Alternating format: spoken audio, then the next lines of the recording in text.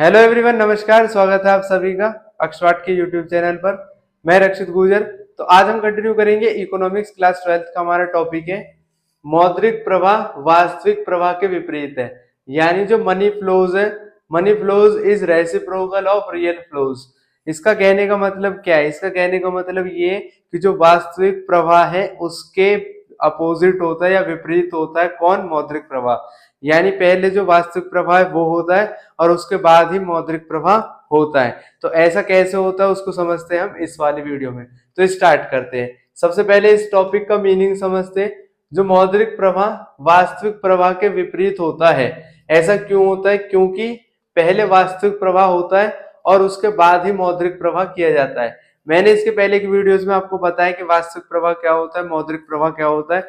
वास्तविक प्रवाह में दो सेक्टर्स के बीच में, चार सेक्टर्स के बीच में वस्तुओं का प्रवाह होता है, यानी कि वस्तुओं का लेन देन होता है, तो वो वास्तविक प्रवाह होता है। मौद्रिक प्रवाह में दो अर्थव्यवस्था के सेक्टर्स के बीच में, या जितने अर्थव्यवस्था के सेक्टर्स होते हैं उनके बीच में जब मुद्रा का प्रवाह किया जाता है या पैसे का प्रवाह किया जाता है या पैसे का लेन देन किया जाता है, उसको मौद्रिक प्रवाह कहते हैं। तो इसमें बताया गया है कि पहले वास्तविक प्रवाह होता है, यानी कि पहले वस्तुओं का लेन देन होता है और उसके बाद ही मौद्रिक प्रवाह किया जाता है।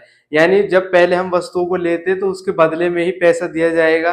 तो ऐसे ही बताया गया है इसमें कि अर्थात वास्तविक प्रवाह के बदले ही मौद्रिक प्रवाह किया जाता है। यानी कि पहले वास्तविक प्रवाह किया जाएगा, उसके बदले में ही मौद्रिक प्रवाह किया जाता है। यानी पहले रियल फ्लोज होता है, उसके बाद मनी फ्लोज होता है।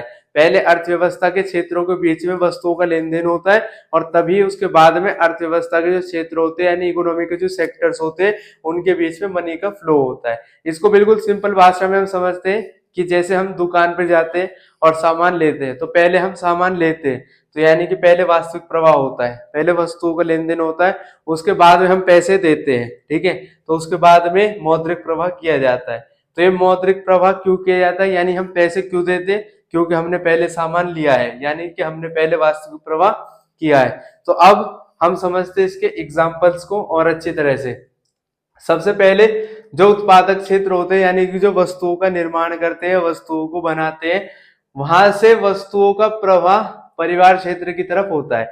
यानी कि परिवार क्षेत्र में कौन लोग आते हैं? वो लोग जैसे हम होते हैं, जो हम मतलब कंज्यूमर्स को ऐड किया जाता है इस कैटेगरी में परिवार क्षेत्र की।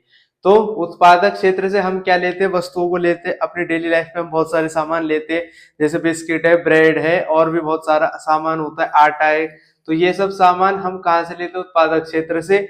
वस्तुओं का प्रवाह होता है हमारी तरफ, यानी परिवार क्षेत्र की तरफ, ठीक है। तो जब हम वस्तुओं का प्रवाह बोलते हैं तो उसका मतलब होता है वास्तविक प्रवाह, ठीक है। तो सबसे पहले हो गया वास्तविक प्रवाह। इसके बदले में परिवार क्षेत्र उत्पादकों को पैसे देते हैं। अब जो हमने ये वास्तविक प्रवाह किया है, इसके बदले में ही हम उनको उत्पादकों को पैसा देंगे।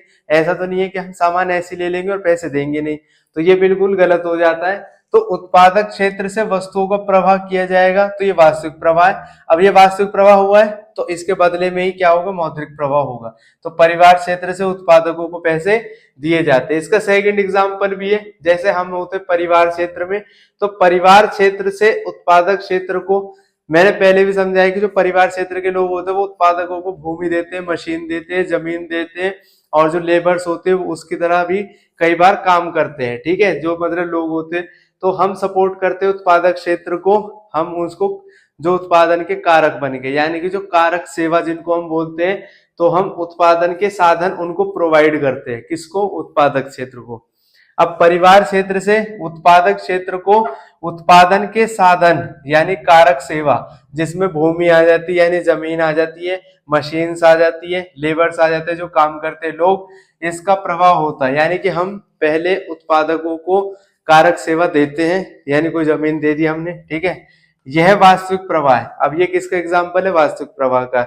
इसके बदले में जो उत्पादक होते हैं, यानी कि जो वस्तुओं को निर्माण करते हैं, वो हमें पैसे देते हैं, तो ये मौद्रिक प्रवाह हो गया, ठीक है। अब यहाँ पर ध्यान देने वाली बात यह है कि पहले वास्तविक प्रवाह होता है, उसके बदले में ही मौद्रिक प्रवाह होता है। इस वाले एग्जाम्पल में वास्तविक प्रवाह कहाँ से कहाँ हुआ था? उत्पादकों से परिवार की तरफ हुआ था, यानी उत्पादकों से सामान गया था परिवार की तरफ।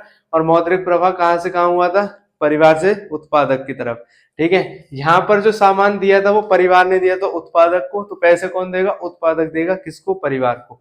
तो ये लास्ट लाइन में समझाया गया है। यहाँ पर जो मौद्रिक प्रवाह उत्पादक क्षेत्र से परिवार क्षेत्र की ओर होता है, यानी कि जो उत्पादक है वो हमें पैसे देंगे। तो ये थी हमारी वीडियो। इसी के साथ मिलते अपनी नेक्स्ट वीडियोज में। तब तक के लिए खुश रहे, स्वस्थ रहे और जुड़े रहे अक्षवाट के साथ। जय हिंद, जय भारत।